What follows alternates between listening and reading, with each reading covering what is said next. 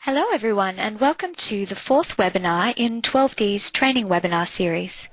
My name is Lisa Stewart and I'm the Marketing and Communications Coordinator at 12D Solutions. Our 12D training webinars will showcase common industry challenges, taking a close look at industry best practices and how these can be implemented using 12D Model software. The aim of these webinars is to upskill 12D Model users and broaden their understanding of the capabilities of 12D Model. We also run regular training courses all around Australia and New Zealand. See our website for more details on these or indicate in your post-webinar survey that you'd like to be contacted about this or in-house training. We'll keep running these webinars regularly and recording them for posting on our website and on YouTube. Our first 3 webinars from this training series, as well as the first 8 webinars from our Industry Solutions series, are already available online if you missed those. During this live presentation, you'll be able to type your questions along the way, as shown on the screen, and we'll answer as many as possible throughout the webinar.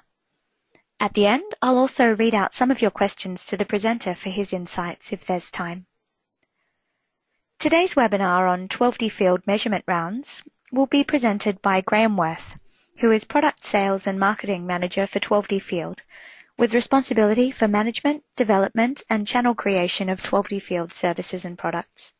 In the past, Graham has held such roles as Chief Surveyor for Abbey Group Contracting, Survey Manager for Balderson Hornibrook and Australasian Manager for Lycogea Systems. Graham has 35 years of experience in the civil construction industry and a wealth of knowledge of 12D Model and other software packages.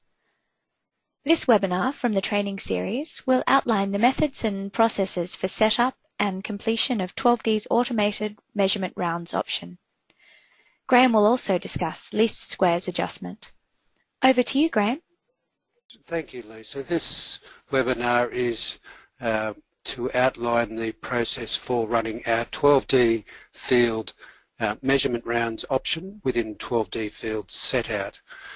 Under our menu, we have a comprehensive range of set-out tools to go with many types of survey equipment.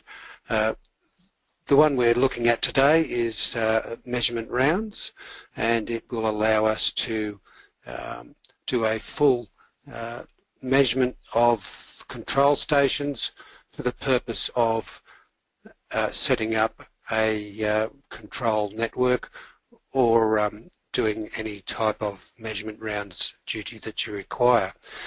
I've just brought up the menu here for measurement rounds, and I'll just run through some of the options within this. First up, across the top here, we have the measurement rounds file that you're storing the information from the instrument on.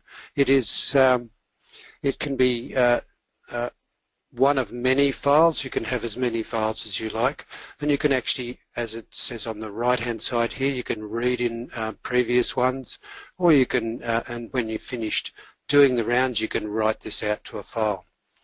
The next line down here, I've got the number of rounds that you're required to do. In version 11 we have between 1 and 4, and I've set 2 in this case here. With the measurement rounds, we've got a matrix of the setup details, and what the operator does is he actually chooses the station first that he has set over, and then he chooses and inputs the stations that he's going to observe during the measurement rounds. I've got 2 sets of examples here of 2 setups, and this allows us to see exactly how we're going to actually measure these, and the whole process is automated at the end of this setup. The user can, with the station, he can actually input the station by right mousing onto that the name, or you can actually and alter that, or you can actually add a station down the bottom here, and I'll just add another one in here. You can actually see here, and once I've added that in, I can type in there the station name for the new round that we would do. It obviously in the case of this demonstration, we have not connected to an instrument, so it's difficult to actually show that live, but through our use of videos we can manage that as well. Once we've got the station entered, we can actually add in any other stations that we wish. The box that comes up here allows the user to, one, throw in the station ID. So here I've got the station, and I'll just type in here station 35. The height of the instrument the height of the target that you're sighting is next up, and you can type that in. And then what type of measurement that you wish to do. In this case, we've got a full measurement or angle only. The next box down allows you to run the measurement style. So in this case, I've got a single shot, or you could have multi-face, which allows you to do both faces of the total station setup. And the multi-face, once you choose the multi-face, it actually utilizes this menu box up here in the yellow, the measurement settings within the style here. So you've got the measurements in there, and it allows the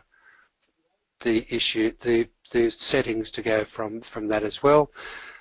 The next box down allows you to choose the style, and with measurement rounds it is recommended that required that the setting of ATR, which allows the instrument to sight to a target, lock onto the target, and then will take the measurement. When you're using a prism, this is the case. When you are using a tape target or a mark or a cross or any other feature that you're measuring to reflectorless, you can actually set that to the reflectorless mode there as well. With the reflector type, obviously we have a great number of the reflectors, and also one of the features within 12D Field is you can actually nominate your own. I've got here a couple of that have been added in, and they actually will set the prism constant for those prisms. Once you've finished filling in this box here, you take a measurement, and the instrument will locate that prism in a horizontal and vertical position, and it memorizes that in the background to sight to that target through the automated process. And that allows you to put that in, and as you can see there, I've just added in that one station. The next box down allows you to nominate the control that will be used within your measurement rounds process, and then the output file that you're going to use for your least squares adjustment after this exercise. There's also a report. The buttons down the bottom here, we've seen the add station, the add measure. You can add comments to it. There's the do the rounds, which is the automated process, and obviously you can clear the rounds if you want, and then at the last there's calc, a brief calc of the network, and obviously the finish button in there now. I'll just quickly run a video here next to show the process, and once you've got all your stations in, it will then actually run and drive the instrument, setting the prism constants, setting the measurement styles, and allows you to see the instrument as it's doing it. And you can see here that we've got it's jumping into starting the measurement down in this bottom area of the box here. We've got the process it's running through in this column here that shows yes, it's been done, or no, it hasn't been done as yet for the measurement rounds. And this will go and do the two faces or the three faces, depending on your setting, for the measurement rounds, and then it does the number of rounds that you've set up in here. As in this case, I had shown 4 rounds to be done. It has a very user friendly area in here that shows the station that we're currently at and its state, and when it's completed it comes up with a large green band there that says the measurement rounds is completed. So that's the measurement rounds process to actually allow you to set this instrument up and measure it. It writes this to a file. Once you're completed, you can write it to a file, and you can actually have a look at that measurement rounds in there and see what it is like in the background. If you wish, you've got your measurements, your styles, and then all your averaged measurements for your survey. So that's the measurement rounds. There's a lot of good features that are running in that, and we have some added features that I'll mention later if anybody's interested within version 12. Once we have the measurement rounds completed, that is a file that's now ready to go to the network, or the least squares network adjustment for your survey. We have jurisdictions for these. There's obviously states within Australia have different requirements. In this case, I'll just do the Queensland one. We nominate the survey for today, and I'll do this survey as GW05A. We can give the strings or our new control a name, so I'll just add that in there, control, and what is our description for that? It's control again for the survey. It asks us, do we want to do a level network with that as well? You have the yes or no option. We'll do a yes, and what type of weighting do you want that? And the style, which is the default at the moment. We have an output file here that we can put this into, and I'll do that as a GW3105A again there. Sorry, that's good to be. Oh, sorry, my mistake there. We have in our next option is what type of input we're having for the file, and this is the three styles that we have in here is our XML network file, which we've just produced from the measurement rounds. We also have the option for the legacy input file and a Travis input file as well. So we'll choose that one there, and I'll do the GW3105A again, as I alluded to before, and we can add that in, and we can now create that network.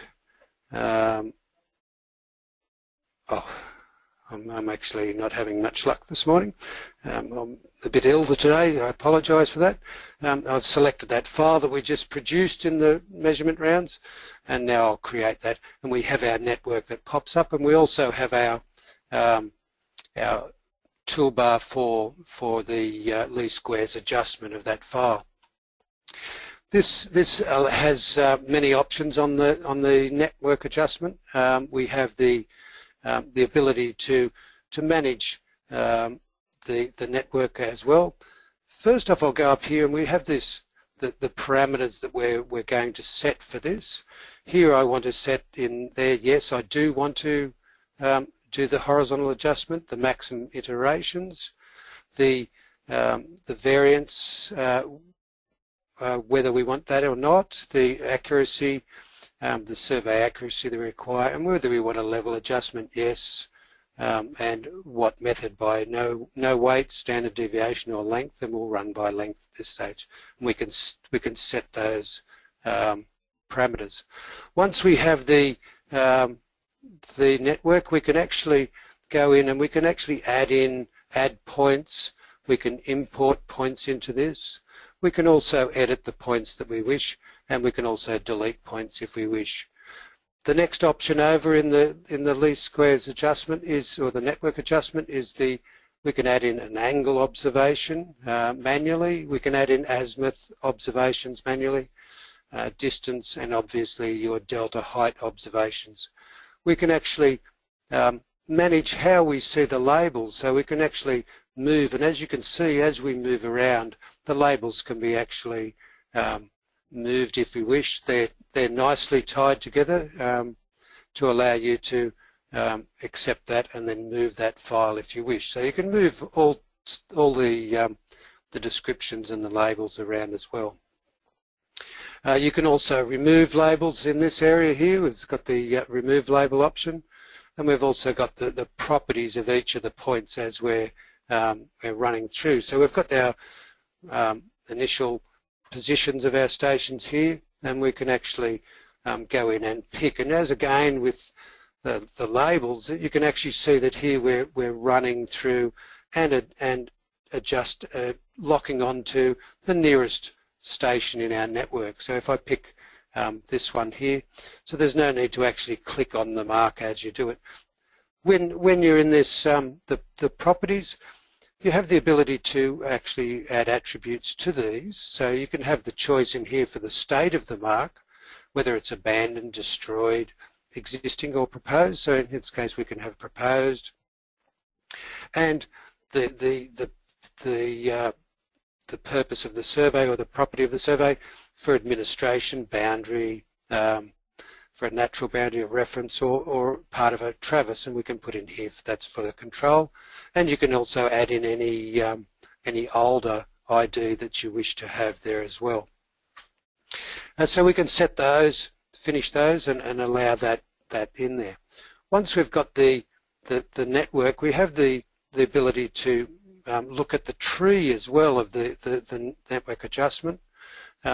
Here we've got the points, and so as you click onto the points, you can see whether it's fixed or not. So you can actually fix or free stations in your network for both the horizontal and the vertical components of that. And that allows you to manage that. Under the next block down, you have the angles, and this actually defines the angles. So if you're working in a very congested area or a congested network, you can actually clearly see what line you're looking at. You can make that either active or not to allow you to adjust your network and manage it quite well. You can also see the distances between the stations. They highlight again, and again you can do that, make those either active or non-active for the least squares adjustment as well. And obviously the heights are there as well between the two stations, and you can actually see those. So there's an enormous amount of ability there to allow you to manage your network. Under this also we can have the least squares tree. We can calc the initial values there. We can, under the next one, we can actually change our display. So you can actually see that the style of display we've got here, setting here is just the default, which is our normal output for displays. You can actually say, do I want to see the points, yes or no? So you can actually see just the network itself. It allows you to manage that. You can see the point indices, and as part of the growth of this network adjustment in version 11, we've actually included the point indices, which are an internal numbering of the network within 12D model. And we've also added in here the point IDs, so you can actually turn on or off the point ID. So there's just a listing of the point indices, and particularly for surveyors doing control networks, it allows you to see, if you wish, just the station names that you're utilizing in your network. You can also have the point descriptions running as well. So it allows you to manage how your network looks on the screen. You also have information about points as you're running around, so you can actually, as you move around, you can see that that's updating with the station name, so you can actually quickly look at the information. And again, you've got the ability to see the point information or the attributes to that point. We've set the parameters earlier in this, as we saw here before. We can actually do the settings, and again I'll just repeat here that we're going to do the horizontal and the level, so we'll set those and finish that, and then we can adjust the network through that, and that allows you to actually put in here the report file. So I'll just type in here the report file that we wish to output this to, and that allows us to see a good output for that report file. So we'll just adjust that network. That's now adjusted, and it allows us to see that report. If we wish, we can actually go to, and it is the form of the report at this stage is in an XML format, but most people would like to see it in an output that would suit their needs for reporting. And in this case, we can go to reports, utilities, XML translate, and it allows us to convert the XML file to the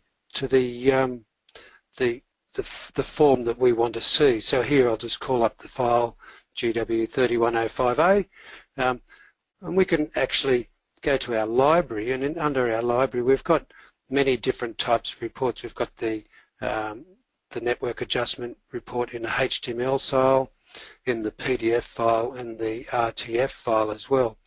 I'll do the network adjustment in the HTML, and we can actually output that there to the HTML, and the output file, I'll just create it as the same, so we'll just copy that and paste it into here, and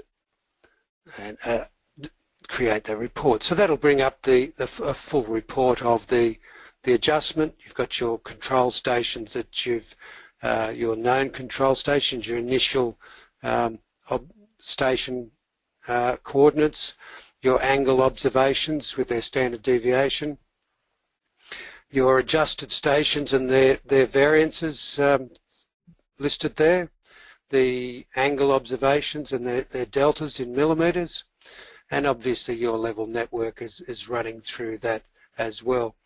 And you've got the height differences and the final levels for those stations there as well. So that's the HTML output, but you can also output that to as I said, to the PDF format as well.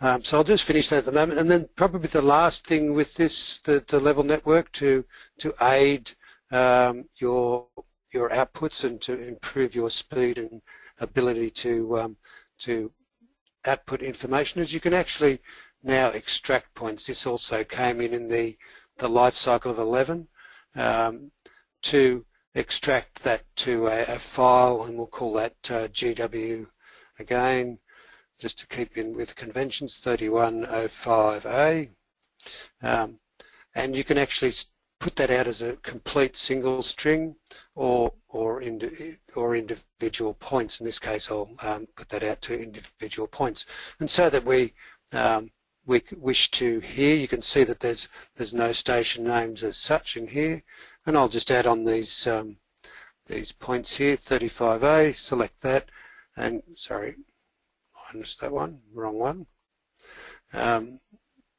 GW05, 31A, it's in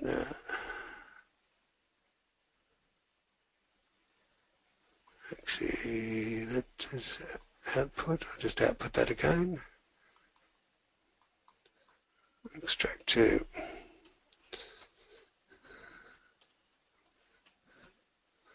I'll just do something very simple there and extract those points. Finish, and we'll turn those on. GW, that's it. And you can see here now that we've got our stations output as a full model within 12D as well. So that allows us to do a full network adjustment all the way from our measurement rounds within 12D field, fully automated to allow you to get the measurements done. It obviously runs around and measures and changes prisms and saves the surveyor an enormous amount of time in sighting and so forth in the field, and you end up with a fully reported least squares using our network least squares adjustment. I'd like to thank you for that today, attending today. To those who have any questions, I'll pass it now over to Lisa. Thank you. Thanks, Graham. Yes, I think we've got time for a question or two. John in Brisbane would like to know what improvements there'll be in version 12, so 12D Model 12. Thanks, Lisa. The improvements that we've got in 12 is with the measurement rounds themselves, we have actually on-screen picking. So instead of typing in during your least squares adjustment, you can actually pick the control points off the screen, which does save a lot of time. We've improved the number of rounds from 4 as a maximum to 6 as a maximum, and this is to suit the RS requirement. And the loading of your files, as you call up an existing file to add to your least squares or your measurement rounds file, it also loads in your control, your least squares adjustment file name and your reporting.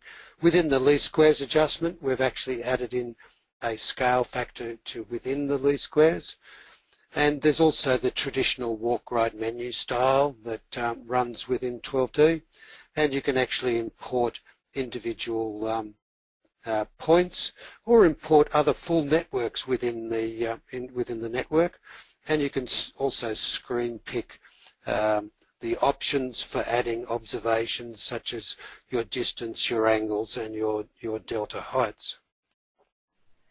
Thank you, Graham. Joshua from New South Wales has asked, do you have to specify that it's a new station, like not an existing station? Thank you, Lisa. The only requirement that's within the network rounds is that you have 2 existing stations to start with, and this allows you to either upgrade existing stations or add new ones in. Thank you. You'd also like to know how to apply weighting to individual points. When you apply a weighting, at this stage, the weighting is for the entire network. For individual points at this stage, you can actually turn them on and off, and we'll be looking at those additions in the future. Thanks everyone for your great questions. We'll get back to any others individually afterwards. The recording of this webinar will be available in coming days through our website and our YouTube channel. Our next 2 training webinars will be Layered Subgrade for Construction on the 15th of June and Attributes, what they are and how to use them on the 29th of June. We'll also be continuing our Industry Solutions webinar series next week with an exciting 12D conference preview, so do see our website for details of all of those. We'll keep updating it with many more topics in coming weeks and also keep you posted through email and social media. And as you may know, we've also got our next 12D International Conference this July with the associated Innovation Awards. The awards closing date is tonight, so if you haven't submitted your entry, now is definitely the time. If you need to contact us in the meantime, our details will be on the screen shortly. That concludes our presentation for today. Thank you for attending, and we hope to see you at future webinars.